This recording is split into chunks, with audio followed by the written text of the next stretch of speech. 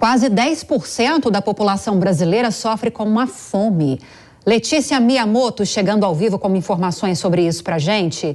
Oi, Letícia, boa noite para você. O que o relatório da ONU mostra sobre as famílias que estão nessa situação? Oi, Lívia. Primeiro, de forma global, desde 2019, 122 milhões de indivíduos foram empurrados para a situação de insegurança alimentar. Boa noite para você e para todos que nos acompanham aqui no Jornal Jovem Pan. Hoje, também de forma global, 735 milhões de pessoas enfrentam a fome.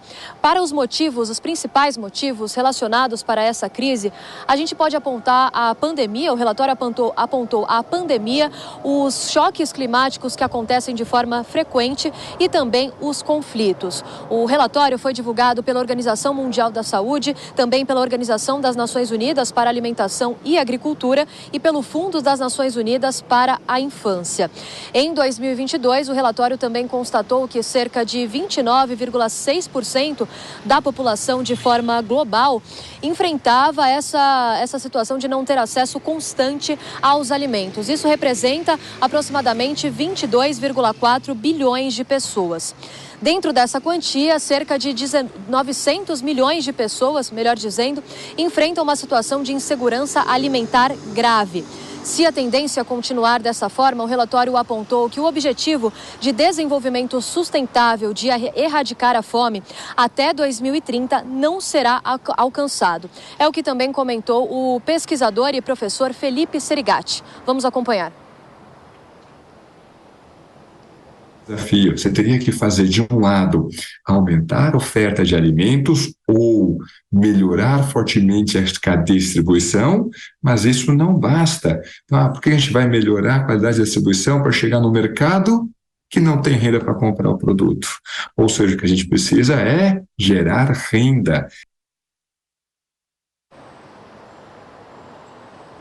O relatório também apontou, Lívia, que em 2022, agora falando mais especificamente sobre o Brasil, pouco mais de 70 milhões de pessoas estavam em situação moderada ou severa de enfrentamento à fome.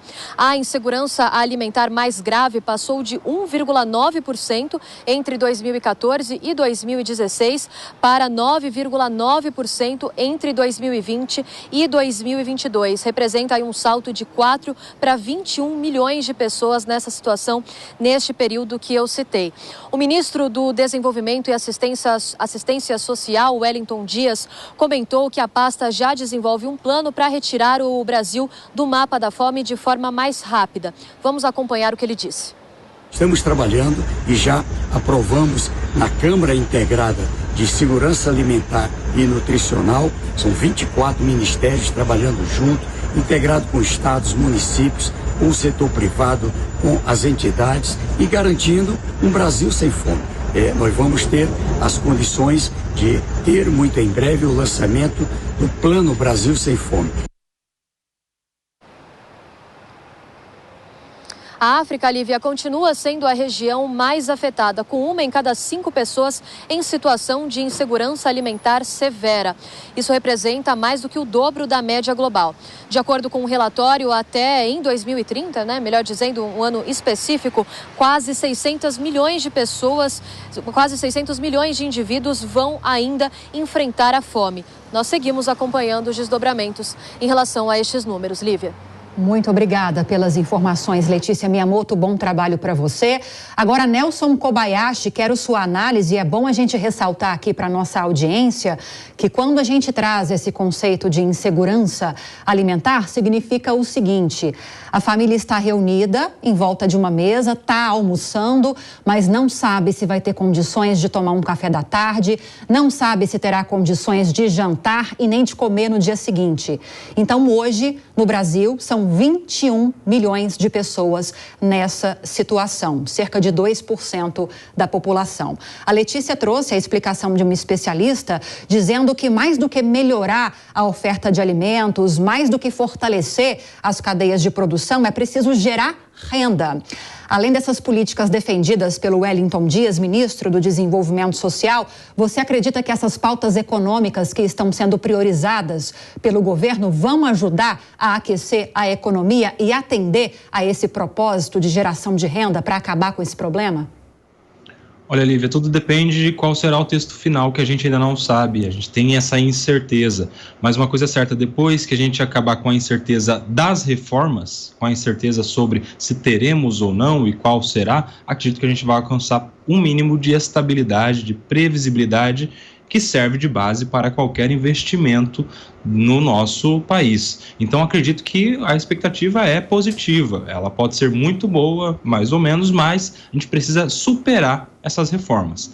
E do ponto de vista do que já tem no texto aprovado na Câmara, tem um ponto importante que pode ajudar nesses números, que é a desoneração dos impostos sobre os alimentos, itens da cesta básica, que foi uma discussão gigantesca, que inicialmente não estavam isentas, não tinham nenhum tipo de benefício. E depois de muito debate, em especial por um movimento da Associação dos Supermercados, é que isso entrou no texto e passou para o Senado. Há quem critique, há quem diga que isso não deveria ser como isenção de impostos ou benefício tributário, que deveria ter uma faixa idêntica, igual para os produtos da cesta básica, e que o Estado, por meio de serviços sociais, de programas sociais, subsidiasse, pagasse um dinheiro, como, por exemplo, o Bolsa Família, justamente porque os itens da cesta básica são comprados por todos, pelo pobre e pelo rico. Então, quando você diminui o imposto sobre ele, você está beneficiando toda a população e não só a população mais pobre. Enfim, debates, discussões que a gente vai ver muito presente agora no Senado Federal, na discussão da reforma tributária. Muito bem lembrado, alíquota zero para os produtos da cesta básica. Depois, uma lei complementar vai definir quais serão exatamente esses itens que farão parte dessa cesta básica nacional. Vamos ver se o Senado vai manter essa definição dada pelos deputados.